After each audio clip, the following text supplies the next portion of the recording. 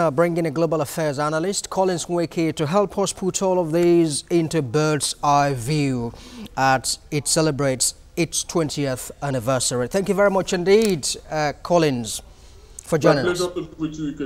All right then. Well, the International Criminal Court celebrates its 20th anniversary. We'd like you to look at its scorecard over the period and tell us if you are satisfied with its work of bringing those who have committed crimes against humanity to justice. Well, thank you first and foremost for having me. I believe that the operations or the effectiveness of the ICC, the International Criminal Court, is not one that we can look at purely from the perspective of A or B or black or white, because right from the beginning, there are reasons to believe that the courts appear to have been a kind of human being whose legs and arms are tied and then dumped into a river and expected to swim like a fish. You will agree with me that will be a very daunting, if not an impossible task. But under the circumstances, they have tried to do one or two things that leads one to conclude over the 20 years that they have existed that it is a court, it is an institution with potentials. But those potentials need to be built, not just by the court itself, but by all individuals, all members, and outside its membership. Hence, I believe that their call, occasioned by the 20th anniversary, to all members and all lovers of humanity to join hands in building the court is a very pertinent one. So, for me, it is not about the pertinence of the court itself, but it is about how the court operates and how it is empowered to do its job. All right, some 10, 15 years back, the fear of ICC was the beginning of wisdom all over, at least to some African countries and some developing world. Is that the case today when you have countries even threatening to pull out of the ICC? Well, yeah, it's a piteous situation because essentially, when you have an instrument of justice that is defective, what you do is work with like-minded individuals to ensure that the defects are taken away and that it becomes more effective. So I believe it's a very wrong approach for countries like South Africa and the rest of them to be pulling out. I mean, I can think of countries like Gambia, I could think of Burundi. Now, there appear to be something in common with these countries that have pulled out, and that is the fact that these are countries that want to continue to operate in a manner that is inconsistent with the spirit that set up the ICC without any question asked. So I would say that countries of that nature should borrow leave from a country like Nigeria that has recognized all the challenges that the ICC has, yet they believe that it is a court with potentials and one that needs to be supported.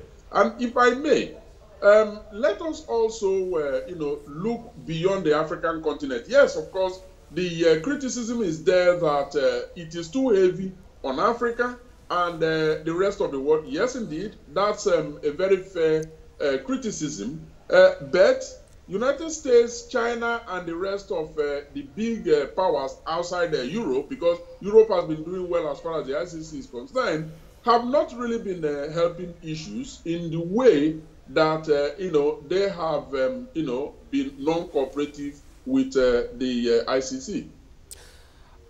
All right, Burundi happened to be the first country to pull out of the International Criminal Court. And we had Hussein Habri, who was convicted on the African continent here. And they have submitted that the International Criminal Court does appear to be a political tool. Is there a sense in which you agree that an African central justice system should be established rather than they belonging to the International Criminal Court? I do believe that it is not a question of one or the other, but it should be a question of both. Now, there are reasons to believe that the International Criminal Court has its task cut out for it. And one thing that we need to look at with a very critical eye is the fact that some of these countries that have one thing or the other against the ICC, I mean the African countries, they do have, something that is not quite, clean in terms of their relationship with the ICC. Yes, I accept the criticism that essentially the ICC is heavy on Africa. Take, for example, there have been 10 major cases, 9 of which from Africa, and then 1 from Georgia. Yes, that is too much. Whereas, when you look at, for example, the recent happening in the United States where children were separated from their mothers, that is a clear case of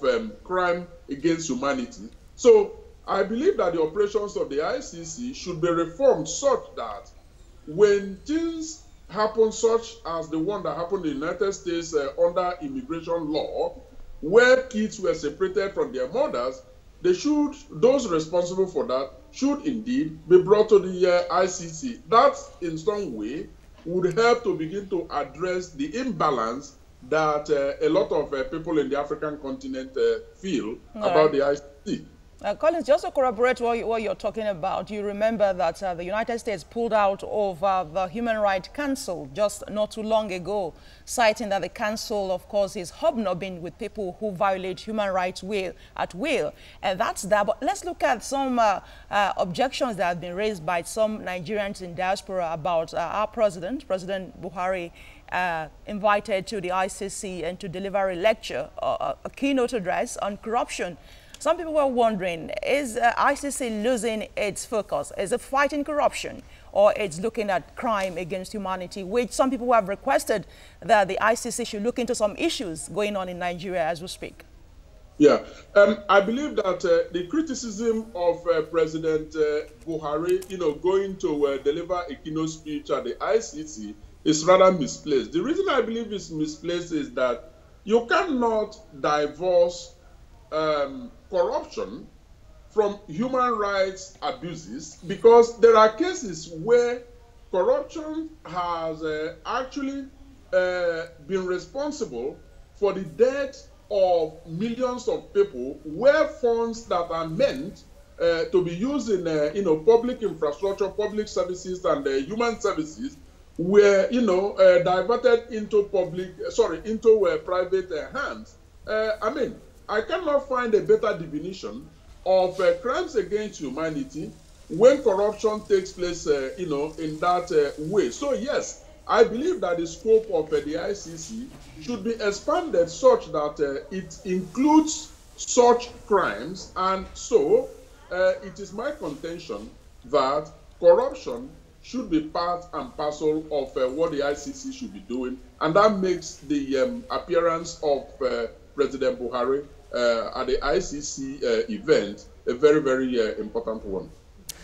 All right, Collins Nweke, that's a very nice place to leave it. Global Affairs Analyst, thank you very much indeed for sharing your time with us this afternoon.